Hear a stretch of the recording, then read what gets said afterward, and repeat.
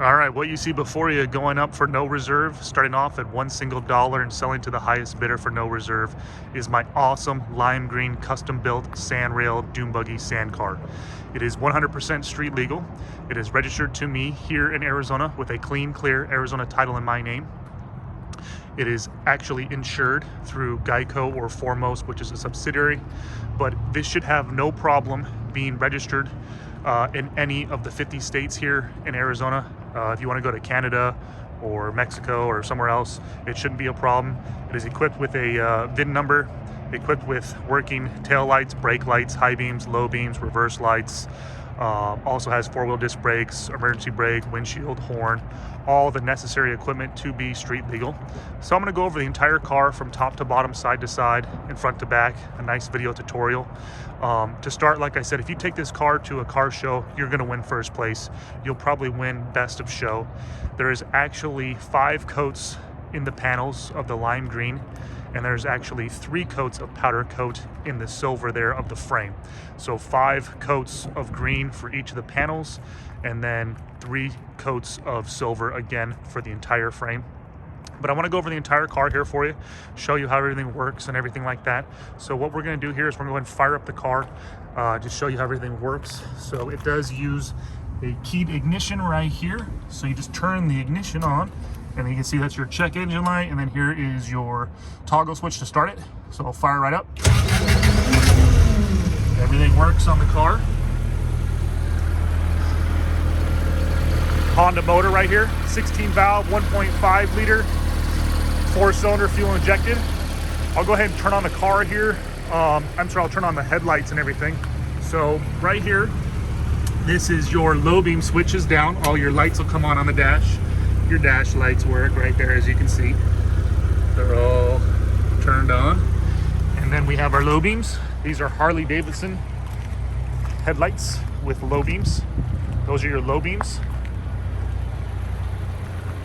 As you can see back here, these are 60s style Pontiac tail lights, your license plate light. And then this car actually has high beams as well. So I'll turn on the high beams so you can see.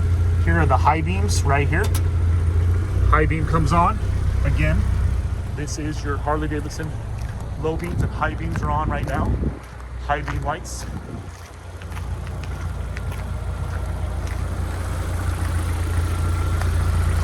And then I'm going to turn off the high beams and then show you that the turn signals work. Here's your left turn signal. Left turn signal. Left turn signal there in the front. And then you can see right there on the dash as well. On the dash, left turn signal on the indicator, right turn signal on the indicator, right turn signal on the dash, back to the car, right turn signal. And then I'll turn on the flashers here after I show you. 4-way hazards coming up. So 4-way hazards. So the indicator light turns off right there. Now you got the 4-way hazards, as you can see. 4-way hazards right there. Turn those on. 4-way hazards. So I'll turn those off. Okay, so then now what I'm going to do is I'm going to show you that the horn works. Here is the horn. And then there is your water temperature, your fuel, your RPM gauge. Everything works. So I'll go ahead and turn off the car here. And then what I want to show you is with this vintage shifter right here, you pull up and then that should be reversed. Let me just hop in the car here to show you. I got to take the steering wheel off because it does have a removable steering wheel. So that comes off. We'll put that back here. Let me just hop in the car to show that it should go into reverse. So the reverse lights should work. And let me turn on the key to make sure. I apologize about that. Has electronic fuel pump. And then there are your reverse lights. So everything works. I'll go ahead and turn off the ignition, put it back in neutral.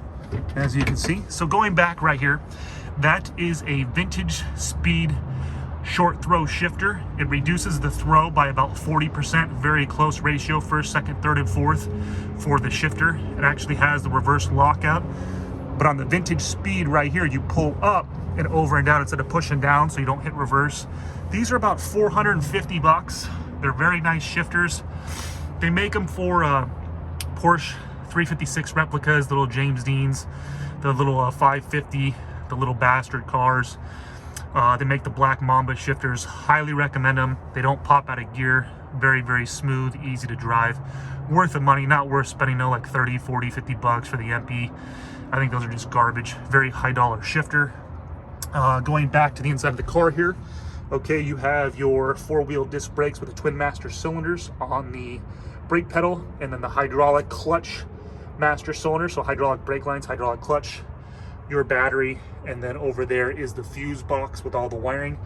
If you do look right here, let me back up, there is your wiring harness. So I'll show you on this side of the car here. Going to the front of the car, full wiring harness, fuse box all in here. As you can see, all the wiring schematics, everything that goes with the car. But like I said, all tastefully done. Hydraulic brakes, hydraulic clutch, very, very easy to drive. This particular buggy, like I said, with all the safety equipment, is 100% street legal. So we have the passenger mirror, your rear view mirror right there, your driver's mirror. You have 4-point harnesses to keep you securely locked in. These are RJS racing seatbelts, 2-inch shoulder, 2-inch lap with the quick disconnect. You can add a 5th point harness if you want. You have the carpet throughout the entire car over there. And then you have your e-brake right there, your emergency brake, parking brake. You actually have glass windshield right here, fully removable, and your windshield wiper right there. So like I said, everything to be street legal. All the necessary safety equipment, very quiet car, not gonna upset your neighbors. Here is, like I said, your windshield wiper right there, all mechanical. So the great thing about this car is you have suspension seats, high dollar custom upholstered suspension seats. These are actually 2 inches wider for anyone that's a bigger guy. You know, I'm 6'2.5", about 230 pounds. So this will accommodate people up to about 6'6", 6'7". The 2 front seats are on sliders, so they do adjust right there. They will accommodate, you know, people from about 5 foot, you know, all the way to about 6'5", 6'6", 6'7", depending on, you know, your length of your leg inseam. Rear passenger seats are not adjustable, but there's plenty of leg room for about 6'7", 6'8", plenty of headroom. So, you know, you can carry 4 full-size adults in here. Your kiddies, keep you all securely locked in. Removable steering wheel is great to prevent theft. Easy access inside the car. Keyed ignition, like I said, all your gauges and everything right there, your horn. Very, very simple car, very easy to drive. Going in the front of the car here, we have your twin horns right there. There's one, and then there's one on this side as well. As you can see, right there is the twin horn. Let me just kind of zoom in on that just a little bit to show you. And then you have your rack and pinion steering right there. And then all the panels are completely removable. The roof is removable with the Zeus fasteners here. The visor's removable, the hood's removable. But the car is a showstopper, kind of done like in a Kawasaki lime green. Beautiful car, not a mark on it. It always turns heads everywhere it goes. Exceptional condition. Going to the front of the tires here, these are going to be 205/60 15s, and the rears are 31 1050 15s, all newer tires. So these in the rear are an all-terrain. These are more like a street tire. You can mix and match, so if you wanted to put the 31s up front, they're going to rub just a teeny bit. But if you wanted to go a size down to either like a 3950 15 or a 235/75 15, you will not rub, but the car is absolutely perfect as it is right now. It doesn't rub. Like I said, you can go up 2 sizes, which would be a 235 75 15 or a 39 50 15, and then you have the 31 10 50 15s in the rear. Car handles absolutely perfect in the freeway, the roadways. You can drive it back and forth to work. It's super reliable. Couple of things I want to mention on this when compared to the side-by-sides that are out there. This doesn't use a little Volkswagen. This uses a 1.5 16 valve Honda fuel injected motor, custom air intake right there, your breather element. Uses a Volkswagen transaxle. So everything on the car has kind of been, polished or ceramic coated, protected so it doesn't really burn you. Yeah, if you touch the exhaust, you're gonna still get burned, but it's very, very nice, super reliable. These little Hondas, these are the same thing, little Honda Civic motors, little CRX motors. These things will last, 250, 300,000 miles. They're literally bulletproof. This thing right here is meant to be reliable. It will cruise on the freeway. It will not beat a Razor Turbo Can-Am off the line or a X3, but it will beat them top end. This is more like, this car will do 90 miles an hour all day long. It's a fast little car, but it's meant to be reliable. If you want to do something, the cheap route on this car right now, if you want to do something completely cheap, a little bit extra horsepower, you could put on a turbo. You can turbo these things for about $600. If you want to port and polish it, then you're getting into a little bit more money.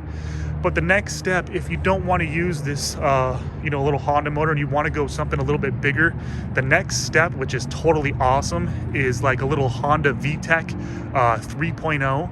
But if you went to like the Acura, the J32 Type S, which is a 3.2 liter V6, or I believe it's a J35 Type S, 3.5 liter. They put those in the Honda Pilots and the Acuras.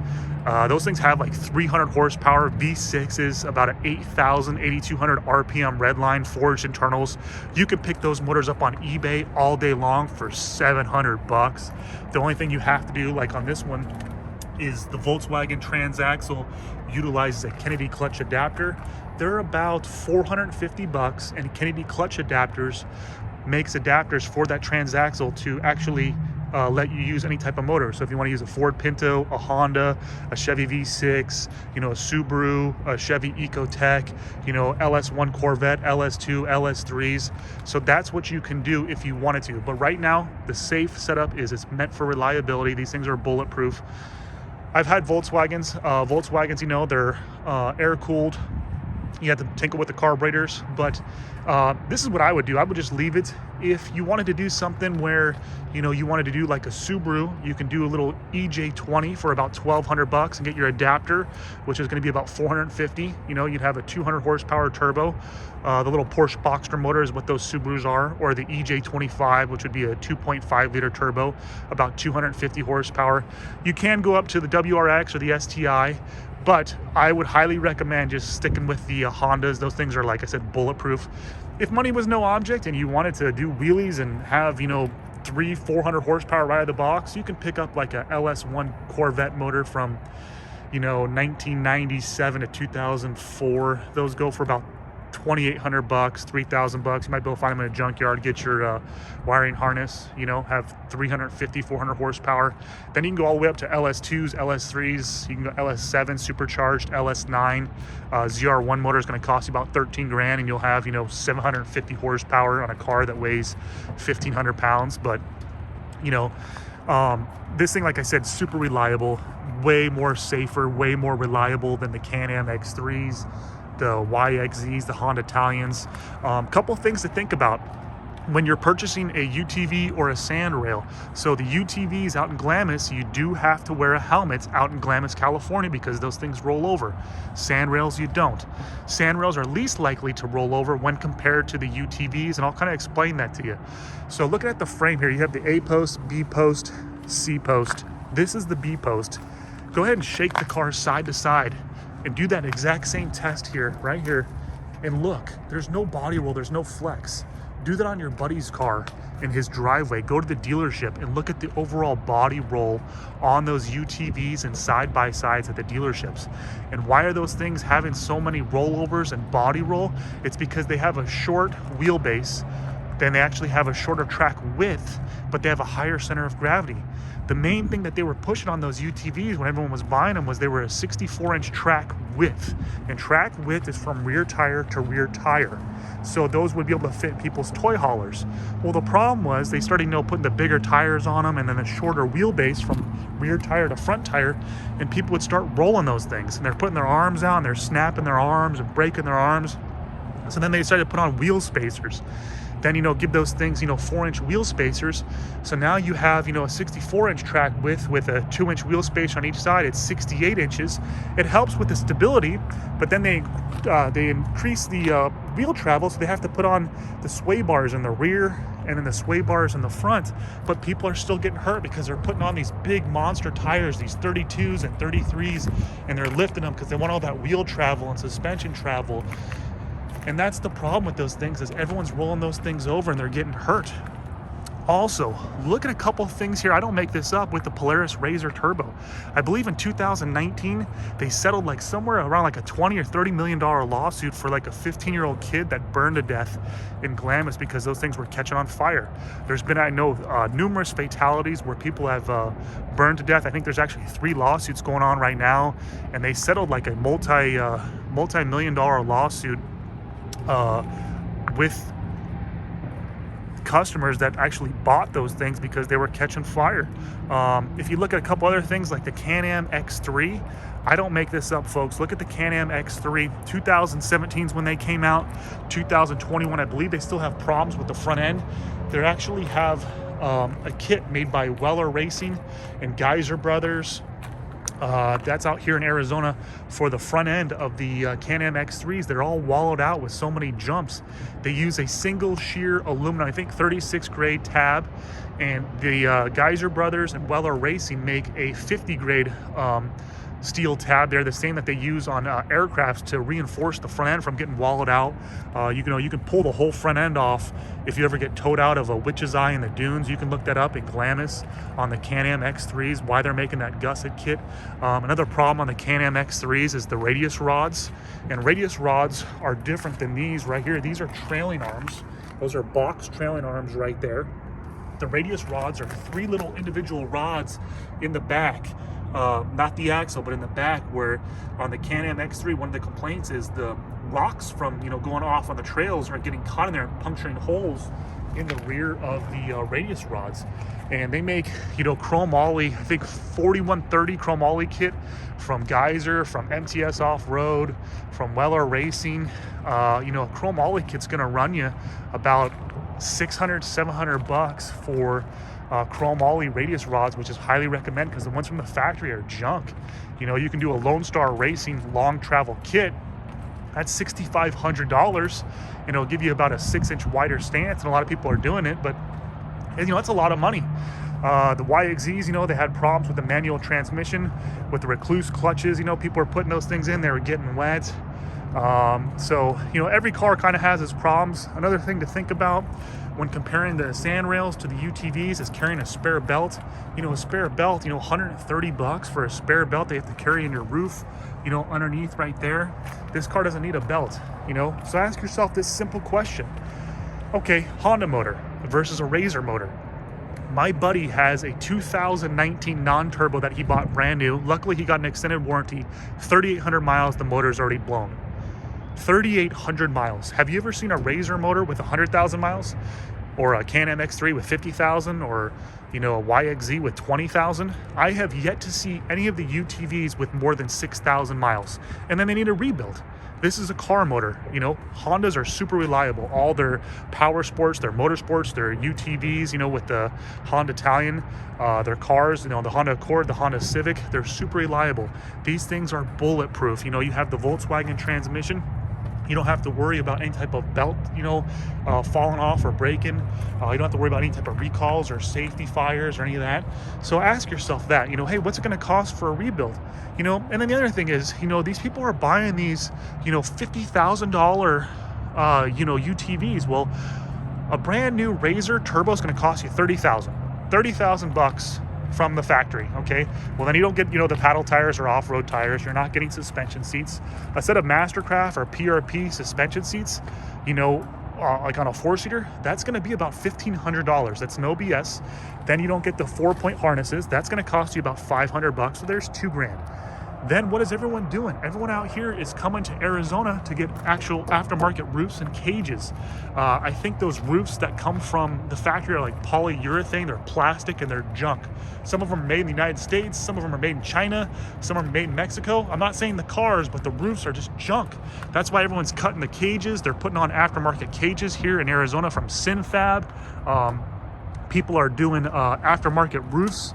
So just to show you what the car is, everything is built here in Arizona. We have the leading manufacturers with Synfab, with Tatum Motorsports that builds sand rails, Joe Fab from Sand Limo. We have Shock Therapy. Everyone gets their shocks tuned here. These has Fox shocks. We also have Danny Fodwell that makes sand rails, Weller Racing, Geyser Brothers. All the top of line manufacturers for the UTVs and the sand rails are out here. Yes, there's other sand rail manufacturers that are still in business in California, like Sand Cars Unlimited, Suspensions Unlimited, and Buckshot and Funco. But the majority, the number 1 and number 2 builders here, Sand Limo and Tatum Motorsports. The build quality is second to none. Also, look at the welds on some of those cages. I mean, look at the welds on here. It's like a roll of coins, The welds, everything is all tastefully done. There's no cracks. There's nothing to worry about. You don't know what you're buying with those cars that are assembled, like I said, in Mexico or, China or Taiwan. They're just all the parts and the metal and the steel and plastic and all that. I mean, you don't know what you're getting. That's why they're unsafe. So like I said, this thing is built for reliability. It has all the working safety equipment to be on the street. And the great thing about this, when you compare this to the RZRs or the side-by-sides, you don't even need a trailer. You can drive this wherever you want to go. It's ready to go. All you have to do, if you want, is you can put this car in neutral right here. There's no drive line to disconnect. You put it in neutral, and Volkswagen, for the Type 1 Bugs and the Karmann Ghias, makes a tow bar. And you can actually hook the tow bar on right here, and right here with 2 cotter pins. You can actually undo these little caps right here and hook on a tow bar. Or if you have a Harbor Freight in your area, for about $70, you could put 2 tabs right here for the bolts and 2 tabs right here for the bolts and use a removable tow bar, universal, fully adjustable. Tow it behind your RV, your motorhome, your pickup truck, full size, whether it be a mid-size, whether it be a little Toyota Tacoma or a Nissan Frontier. This thing weighs about 1,500 pounds. There's no tongue weight. This thing is so light. If your wife or your daughter or someone else even has like a Toyota Prius or a Honda Accord or a Honda Civic or a Camry with a receiver, like even like a bike receiver on the back, all you need is either a 1 7/8 or a 2-inch ball. The majority of them are 2 inches. If you have a little bike receiver, you can tow this thing. All you have to do is put it in neutral. You can go to Home Depot or Harbor Freight, get your tow light kit back here, put that on. But this thing is ready to go. You don't have to worry, like I said, about a trailer. It is perfect for the entire family. Like I said, it is turnkey ready. It needs absolutely nothing. It has, like I said, the Fox shocks. It has the trailing arms right here. And this is the trailing arms. They use those in the Baja 1000, all the sand cars and the trophy trucks. Robbie Gordon is the only one that is actually making his Speed UTV, and then he made the same thing with a Textron XX Wildcat that uses those trailing arms. Those trailing arms versus radius rods decrease tire plunge. So when you go over a jump or a whoop, all the weight and the suspension travel goes on the back tire, so you don't go side to side like this. That's the problem with those RZRs. It increases the tire plunge with the radius rods. The trailing arms don't. So if you have any questions about anything, you want to drive the car, please stop by, take a look at it. I highly recommend, if it's going somewhere long distance, to protect the body and the paint and the overall quality of the powder coat and everything. You probably want to highly get a enclosed transporter. I know a lot of people that do transport, so I can work with you on that. I can recommend people, but it's a no reserve auction. If it's going somewhere to like California or Los Angeles area or Las Vegas, a day or two, that'll be fine. But you don't want like a rock chip or any type of inclement weather going to damage the paint. But yeah, this thing is ready to go. You don't need a trailer. It is literally flawless. The car is absolutely breathtaking. It speaks for itself. The weather out here right now is perfect. The car, like I said, will win first place. Any questions, email me. Thank you and good luck.